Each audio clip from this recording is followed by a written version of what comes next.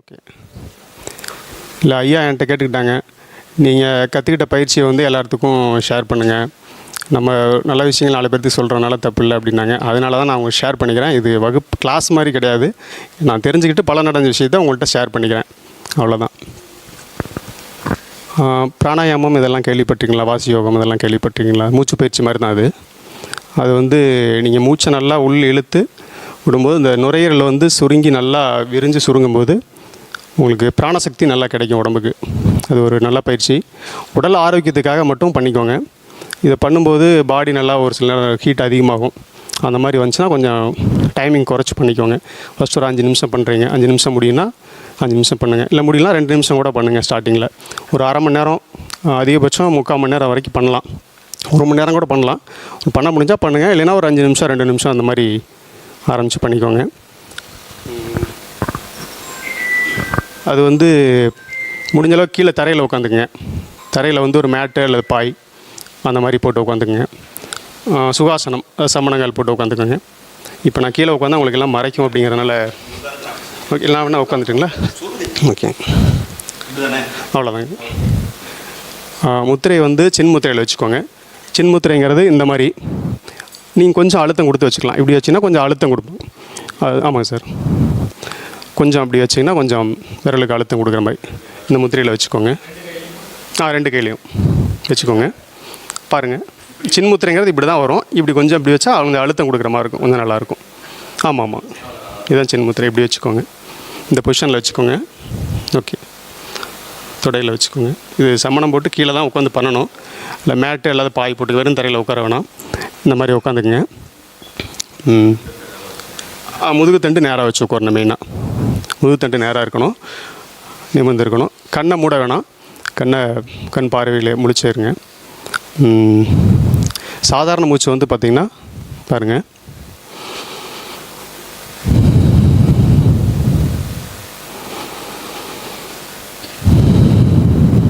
இது சாதாரண மூச்சு. எப்போ நம்ம பெருமூச்சு விடுறோம் இல்லைங்களா, அது சாதாரண மூச்சு. இது வந்து பார்த்திங்கன்னா அந்த விழிப்பு நிலைக்கும் தூக்கத்துக்கும் நடுவில் ஒரு மூச்சு நடக்கும். உங்களுக்கு அது தெரிஞ்சிருக்க வாய்ப்பில்லை.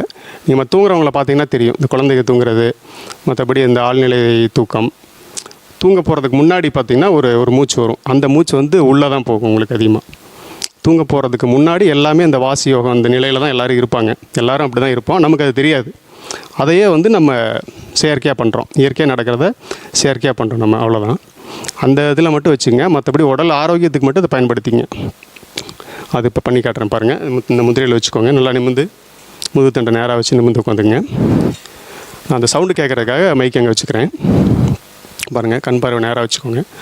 கண் பார்வை மேலே அதெல்லாம் நீங்கள் இது பண்ண வேண்டிய விஷயமா நார்மலாக பார்த்துக்கோங்க.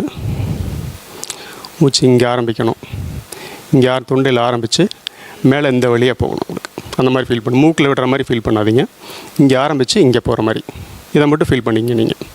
ஓகேங்களா?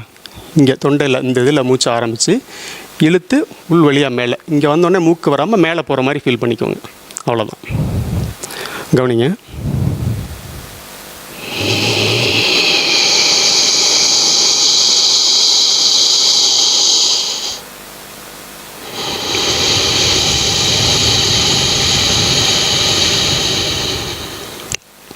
நான் கீழே உட்காந்து உங்களுக்கு பண்ணி காட்டிடுறேன். எனக்கு இது சரியாதான் இல்லை. ஓகே, இந்த நிலையில் உட்காந்துக்குங்க. முடிஞ்ச அளவுக்கு அந்த வடக்கை பார்த்து உட்காந்தா கொஞ்சம் வைப்ரேஷன் நல்லா இருக்குன்னு சொல்லுவாங்க. பார்த்துக்கோங்க. கண் பார்வை நேராக வச்சுக்கோங்க.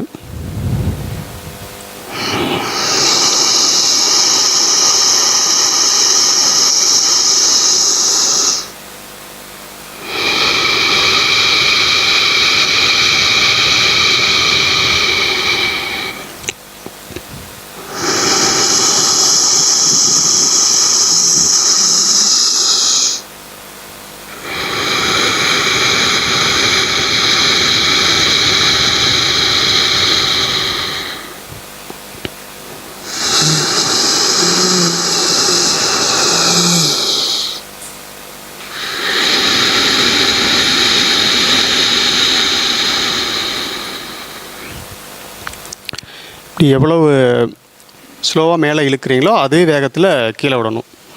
இடையில வந்து நீங்கள் நிப்பாட்ட வேண்டிய அவசியம்லாம் இல்லை. அப்படியே இழுத்த உடனே அப்படியே திருப்பி நீங்கள் விட ஆரம்பிச்சிடலாம்.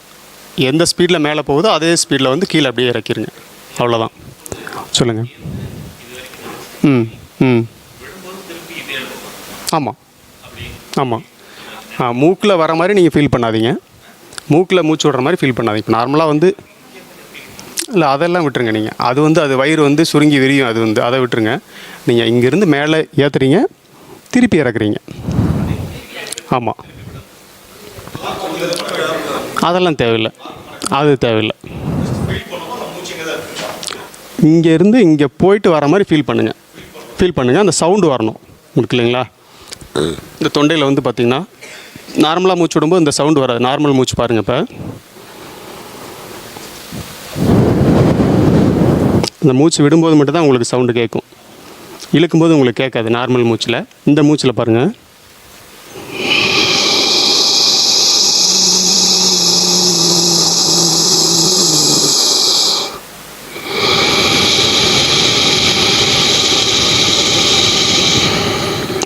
கேட்டுச்சுங்களா? மேலே போகும்போது அந்த சவுண்டு கேட்கும்.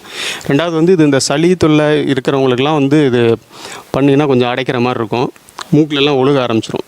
அதெல்லாம் ஒன்றும் பயப்பட தேவையில்லை. நீங்கள் சளி இருந்ததுன்னா அதை க்ளியர் பண்ணிட்டு கூட பண்ணுங்கள். சளி இருந்ததுன்னா தொண்டை ஆமாம் வேறு ஏதோ இந்த பிராணாயாமம் வேறு அதெல்லாம் சொல்லுவாங்க. அதெல்லாம் சளியை வெளியேற்றி தான் பண்ணணும்பாங்க. உங்களுக்கு பண்ணி பாருங்கள். கரெக்டாக வந்துச்சுன்னா நீங்கள் பண்ண ஆரம்பிச்சிடலாம். சளி இருந்ததுன்னா மூக்கு வழியாக அவங்களுக்கு ஒழுகும். சில நேரம் கண்ணில் அப்படியே கண் முடிச்சுட்டுருக்கனால அந்த பாடி நல்லா ஹீட் ஆகும். கண்ணிலிருந்து தண்ணி எல்லாம் கூட வரும். இன்னும் பயப்பட தேவையில்லை. ரொம்ப ஒரு மாதிரி உங்களுக்கு அனீசியாக இருந்துச்சுன்னா நிப்பாட்டிக்கோங்க. பாடி ரொம்ப ஹீட் ஆகிற மாதிரி, கண் ரொம்ப வலிக்கிற மாதிரி இது மாதிரி இருந்துச்சுன்னா நிப்பாட்டிக்கோங்க. உங்களுக்கு ஒரு 2 நிமிஷம் 5 நிமிஷம் நிப்பாட்டிங்க.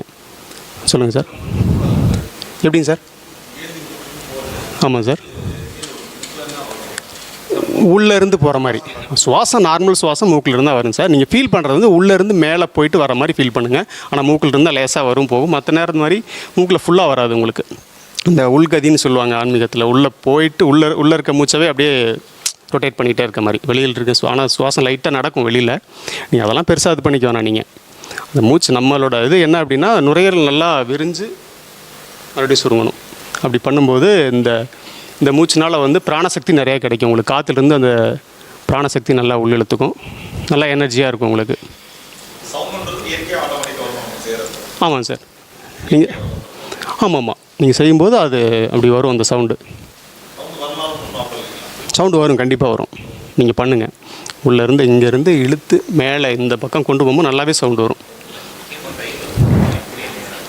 ஆமாம் சார். நான் இங்கே காட்டுறேன் உங்களுக்கு தெரியாதுக்கா. இந்த சைடில் காட்டுறேன். இங்கேருந்து நேராக அப்படியே இங்கே. ஆமாம். இதில் ஏற்றி திருப்பி அதே வேகத்தில் கீழே இறக்குறோம். அவ்வளோதான். இது வந்து உடல் ஆரோக்கியத்துக்காக மட்டும் பயன்படுத்துங்க. மற்றபடி இந்த வாசி யோகத்தெல்லாம் சித்துக்கள் அதெல்லாம் ஃபார்ம் ஆகுன்னு சொல்லுவாங்க. அந்த நிலைக்கெல்லாம் நம்ம இது பண்ண வேணாம். இது உடல் ஆரோக்கியமாக இருக்குது. நான் பண்ணியிருக்கேன். எனக்கு நல்லா இருந்திருக்கு. அதனால் உங்கள்கிட்ட நான் ஷேர் பண்ணிக்கிறேன். எப்படிங்க சார்? வேறு என்ன கம்மியான்னு சொல்கிறீங்க? Weight okay.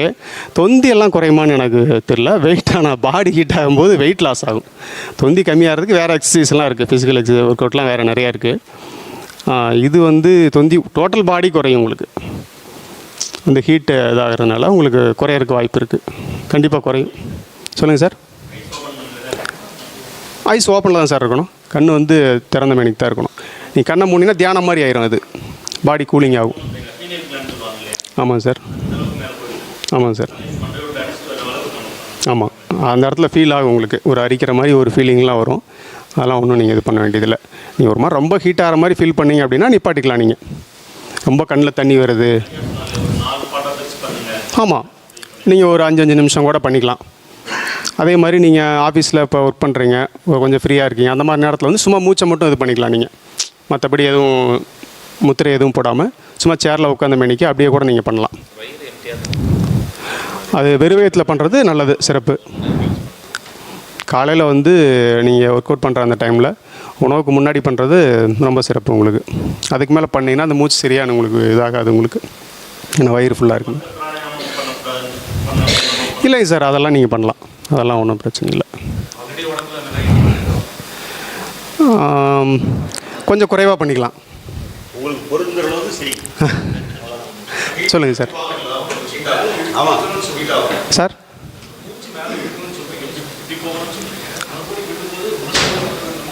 இல்லை, நான் சைட்லேன்னு சொன்னது உங்களுக்கு புரியறதுக்காக இப்படி சொன்னேன். இந்த வழியாக இருக்குது, அதே தான் எங்கே இழுக்கிறீங்களோ அதே வழியாக தான் உள்ள வரணும்.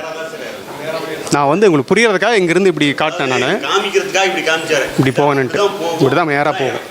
எப்படி போதோ அதே மாதிரி இறங்கும் உங்களுக்கு, அவ்வளோதான்.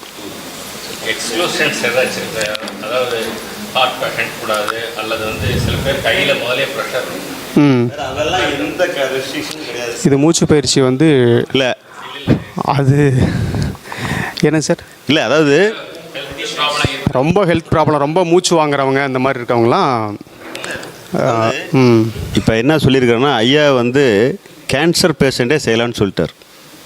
ஏன்னா ஐயாவும் பண்ணியிருக்காங்க. ஏன்னா ஐயா வந்து நான் இது 2-3 பேருக்கு அவர் ரெக்கமெண்ட் பண்ணது எனக்கு தெரியும். அதனால் என்ன சொல்கிறாருன்னா, நீங்கள் வந்து ஃபுல்லாக எடுத்தோடனே செய்ய தேவையில்லை. ஃபஸ்ட்டு உங்களுக்கு அவர் என்ன சொல்லியிருக்காருன்னா, அந்த ரொம்ப உடல்நிலை பாதிக்கப்பட்டவங்க 5 மூச்சு 3 மூச்சு செய்யுங்க. கொஞ்சம் நேரம் கேப் விட்டுட்டு மறுபடியும் ஒரு 5 மூச்சு செய்யுங்க.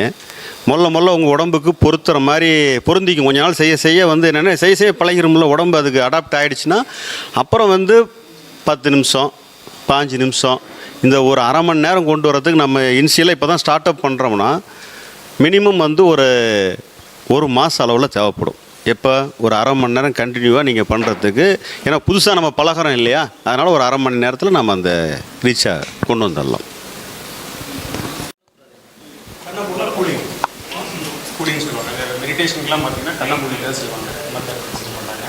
கண்ணை மூடிட்டு பண்ணும்போது அது பாடிக்கு வந்து கூலிங்காக இருக்கும். கண்ணை மூடினீங்கன்னா மைண்டுக்கு போயிடும். கண்ணை திறந்தா ஃபிசிக்கலோட மனசு நீங்கள் வேறு மாதிரி கவனிக்கிற மாதிரி ஆயிரும் உங்களுக்கு. புரியுதுங்களா? கண்ணை மூடினா கண்ணை மூடினாவே உங்களுக்கு எங்கே போகும், அடுத்தது மைண்டுக்கு தான் போகும். கண்ணை திறந்துட்டா மைண்டுக்கு அவ்வளோ சீக்கிரத்தில் போகாது. அவ்வளோதான் விஷயம். நல்லது. நீங்கள் கண்ணை முழிச்சிட்டு தான் பண்ண முடியா? இல்லை, அது மெடிடேஷன் பண்ணும்போது ஒரு சிலருக்கு தூக்கம் வரும். அதாவது நாம் வந்து இந்த பிராணாயாமம் செஞ்சு முக்தி அடைகிறதுக்காக இதை நாம் செய்யவே இல்லை. நீங்கள் முதல்ல நல்லா புரிஞ்சிங்க. யாராவது இதில் கன்ஃபியூஸ் ஆகிறீங்க. இந்த பிராணாயாமம் எதுக்குன்னா, பிராணசக்தியை உடம்புக்கு உள்ளே கொண்டு வந்து உடம்பில் தேங்கி இருக்கிற கழிவு நீக்கத்துக்காக மட்டும்தான் இந்த நுரையீரல் பயிற்சின்னு வச்சுக்கிங்க. நீங்கள் பிராணாயாமம்னு என்னமோன்னு வச்சுக்கிங்க. நுரையீரலில் அதிகமான பிராணனை உள்ளிழுத்தல் கொண்டு வரும். அதனால் ரத்தத்தில் இருக்கிற கழிவுகள்லாம் நீங்கி ரத்தம் என்ன ஆகுது, சுத்தமாகுது. சுத்தமாச்சுன்னா எல்லா ஆர்கனும் புதுப்பிச்சிடும், எல்லா சேஞ்சஸும் ஆட்டோமேட்டிக்காக ஹேப்பன் ஆகிடும். அதுக்கான ஒரு உடற்பயிற்சி தான் இதுவோ தவிர இது முக்தியை கொடுக்கும் மனப்பயிற்சியாக நாம் சொல்லித்தரவே இங்கே இல்லை. புரியுதுங்களா? என்னங்க சார், நீங்கள் 1 மணி நேரம் உங்களுக்கு நேரம் இருந்தால் கூட பண்ணுங்கள் சார். இது பிராணசக்தியை நீங்கள் உள்ளே கொண்டு வரதான். அதனால் உங்கள் உடம்புக்கு வந்து ஒரே நாளில் செய்யாதீங்க. முதல்ல செஞ்சு உங்கள் உடம்பு அடாப்ட் ஆகிற வரலும் கொஞ்சம் பாருங்கள். அதுக்கப்புறம் நீங்கள் 2-3 மணி நேரம் செஞ்சால் கூட ஒரு பிரச்சனையும் கிடையாது. உங்களால் எவ்வளோ நேரம் முடியுதோ அவ்வளோ நேரம் செய்யலாம். சொல்கிறது உங்களுக்கு புரியுதுங்களா? முதல்ல அடாப்ட் உடம்புக்கு ஆகிற வரலும் கொஞ்சம் பொறுமையாக செய்யுங்க. அதுக்கப்புறமேட்டு ஆட்டோமேட்டிக்காக எவ்வளோ நேரம் செஞ்சாலும் ஒரு ப்ராப்ளம் இல்லை. உடம்புக்கு அடாப்ட் பண்ணுறதுனா பண்ண முடியுது. இல்லை சார், இப்போ உங்களுக்கு ஹீட் ஆகுதுன்னு வச்சுக்கோங்க. ஹீட் ஆகுது, உடம்பு ஏதாவது டிஸ்டர்பன்ஸாக இருக்குதுன்னா நீங்கள் ஒரு 10-15 நிமிஷம் டிஸ்டர்ப் ஆகுதுன்னா முதல்ல 10 நிமிஷம் மட்டுமே ஒரு வாரத்துக்கு செஞ்சுக்கிட்டு வாங்க. அப்புறமேட்டு 5 நிமிஷம் ஆக்குங்க. அதாவது ஏன்னா இப்போ உடம்புக்கு அது புதுசாக ஒரு பழக்கத்தை கொடுக்கும்போது உடனே அக்செப்ட் பண்ணாதில்ல, மொல்ல தான் அக்செப்ட் பண்ண வைக்கணும். அதுக்காக தான் சொல்கிறோம், 1 மாதத்துக்குள்ளே நீங்கள் அரை மணி நேரம் செய்கிறதுக்கு கொண்டு வந்துடுங்க.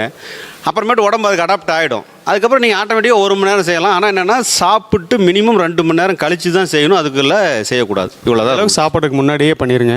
இல்லை, எந்த பயிற்சியும் நீங்கள் புதுசாக தொடங்கும் போது உடம்பு கண்டிப்பாக ஏற்றுக்காது. ஏதாவது ஒரு டிஸ்டர்ப் ஆகும் உங்களுக்கு. அது அப்படியே பழகிடும், உங்களுக்கு போக பழகிடும்.